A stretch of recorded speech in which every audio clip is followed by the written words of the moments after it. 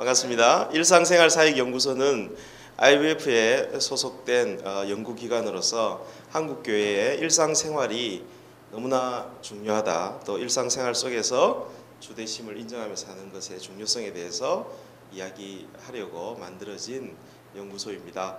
이 연구소가 여러 모양으로 한국교회를 섬기지만 특별히 강의 사역을 통해서 한국교회를 섬기고 그리스도인들을 도전하는 일을 해왔는데요. 지난 한 5년 동안 해왔던 강의를 4번에 걸쳐서 이번에 요약해서 여러분과 함께 나누도록 하겠습니다. 이번 전체 강의의 주제는 일상에 빠지다라는 주제입니다.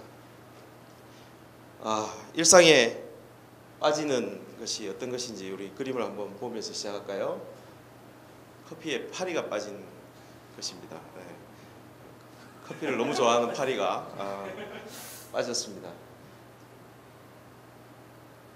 차에 파리가 빠진 형상이죠. 네. 이런 뉘앙스로 너무 좋아하는 것에 빠지는, 그래서 우리가 일상을 너무 좋아해서 그냥 일상에 빠지는 것이냐, 그렇게 생각할 수 있겠는데, 저는 일상에 빠지다라는 주제를 생각하면서 장독대를 생각했습니다. 장독대는 된장, 간장이 저기서 1년, 2년, 3년 묵어가는 것 아니겠습니까? 사실 이 강의가 묵은 강의입니다. 아주 1년, 2년, 3년 묵힌 강의라서 이렇게 장독대에서 잘 묵혀가지고, 장독대들 좋죠? 장독대에 잘 묵힌 강의를 이렇게 장독대에 빠진 이 화초처럼 같이 나누는 시간을 가지려고 합니다. 첫 번째 시간 우리가 생각할 것은 일상생활 사역이 도대체 무엇인가, 뭘 이야기하는가에 대해서 같이 나누어 보려고 합니다. 먼저 우리 주변에서 자주 듣는 일터사역이라는 단어가 있죠. 직장사역이라고도 하기도 하고, 직장사역연구소도 우리 한국의 방성기 목사님을 중심으로 이미 사역을 하고 계시고, 그런 그 직장 사역과 혹은 일터 사역과 이 일상생활 사역이 어떤 관계에 있는지에 대해서 우리가 먼저 생각을 하면서 시작하려고 합니다. 일터 사역을 보통 영어로 마켓플레이스 미니스트리라고 그렇게 이야기하는데, 어떤 사람 시장 사역이다고 이야기도 하고, 조금 어려운 말 저자 사역이라 하기도 하고, 번역하기가 참 쉽지 않은 이야기입니다만, 저는 일터 사역도 괜찮고 직장 사역도 괜찮다고 그렇게 생각이 들어집니다. 이 일터 사역이 중요하고, 이미 이 사역의 중요성에 대해서 많은 분들이 이야기를 하고 있는 중에 그것이 중요하지 않아서가 아니라, 그것보다 더 우리가 생각해야 될 더 광범위한 삶의 영역이 있다고 생각하여서 우리가 일상생활 사역, 영어로 everyday life를 강조하면서 이 연구소를 만들었습니다. 이 일상생활 사역과 일터 사역이 어떤 관계가 있을까요? 저는 저 자신의 개인의 경험을 통해서 이 일상생활 사역과 일터 사역의 관계를 이렇게 경험해 보았습니다. 제가 IBF라는 선교단체의 학생 사역을 마치고 또 약간의 공부 기간을 갖고 와서 IBF 졸업생인 IBF 학사회를 이렇게 맡아서 섬기게 되었어요.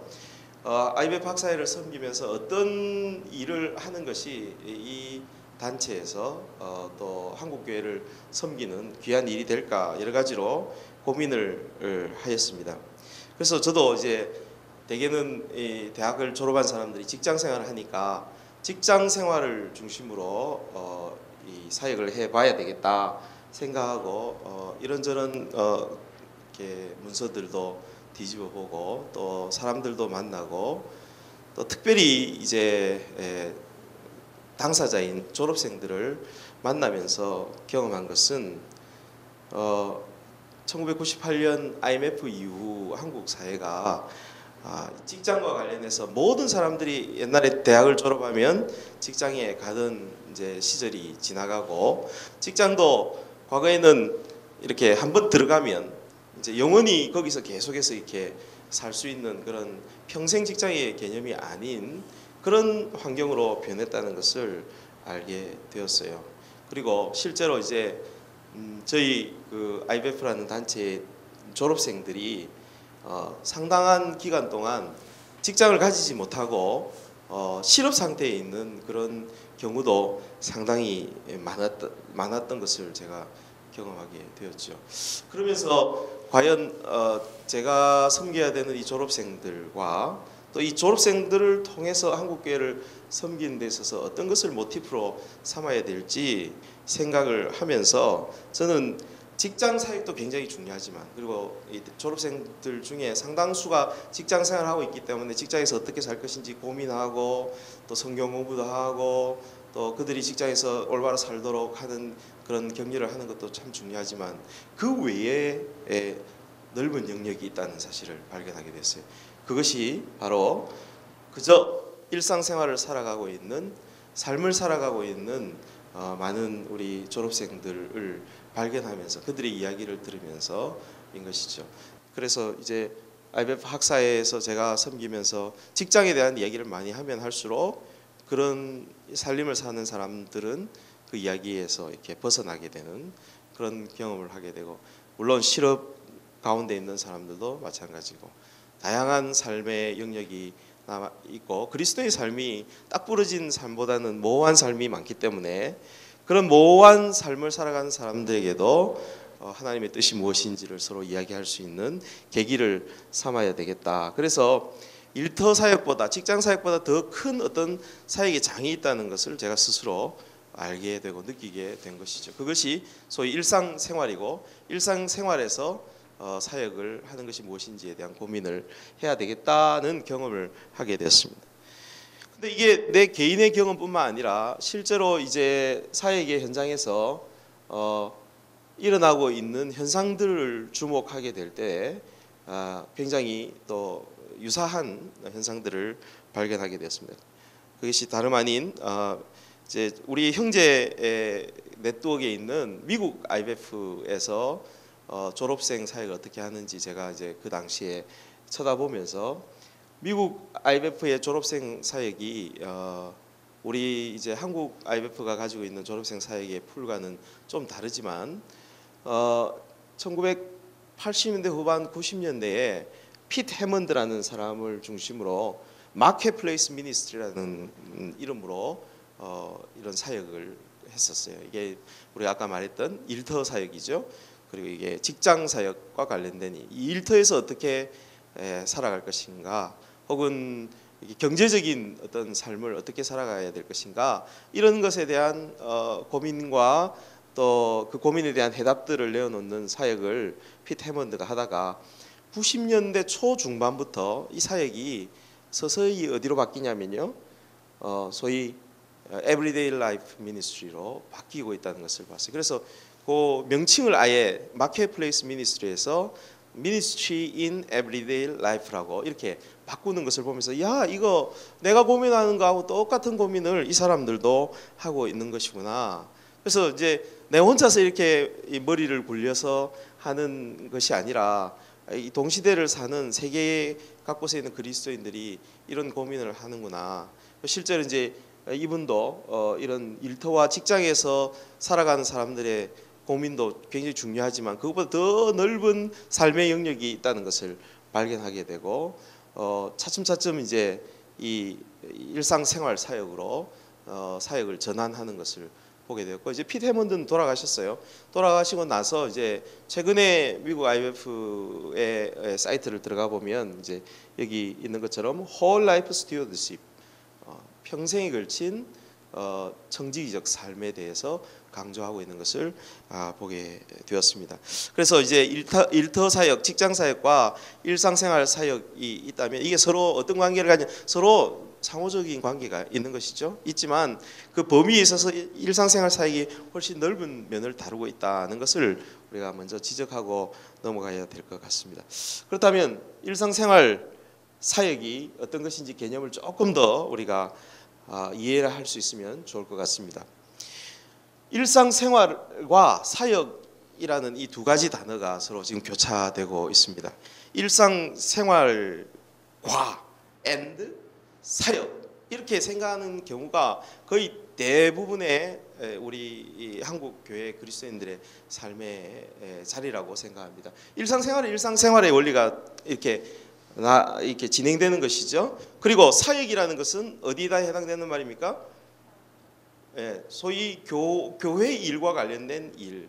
그래서 이제 사역자라 하면 목사님, 전도사님, 뭐 이렇게 풀타임 사역자들 아니면 이제 일반 성도들도 어떻게 합니까? 찬양을 하면 찬양 사역자, 성가대 사역, 주일학교 사역 이렇게 이야기를 하지만 그러나 이제 이게 일상생활과는 전혀 다른 원리로 그렇게 진행되어 가는 것이죠. 그래서 대부분 사람들은 일상생활은 일상생활이고 사역은 사역이다 이렇게 분리된 활동으로 생각하는 경우가 많습니다. 또 이제 조금 나은 경우라고 할 수 있을까요? 사실은 많은 소위 사역자들은 이런 생각하고 있는 사람을 좋아할 수 있어요. 사역을 위해서 일상생활을 생각하는 경우죠.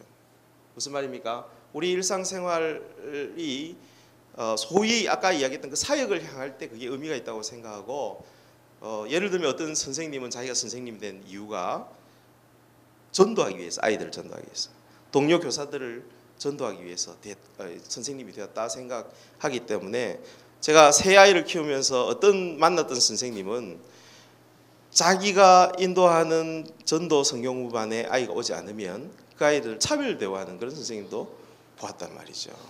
근데 그런 분들은 교회에서 굉장히 사역을 이렇게 집중해서 살고 있기 때문에 굉장히 이렇게 인정을 받는 사람일 경우가 많습니다만 최근 한국 교회가 이렇게 오해를 받고 또 안 좋은 평판을 받게 되는 큰 이유 중에 하나가 이런 생각을 하고 있는 분들 때문이 아니겠는가 그렇게 생각이 들어집니다.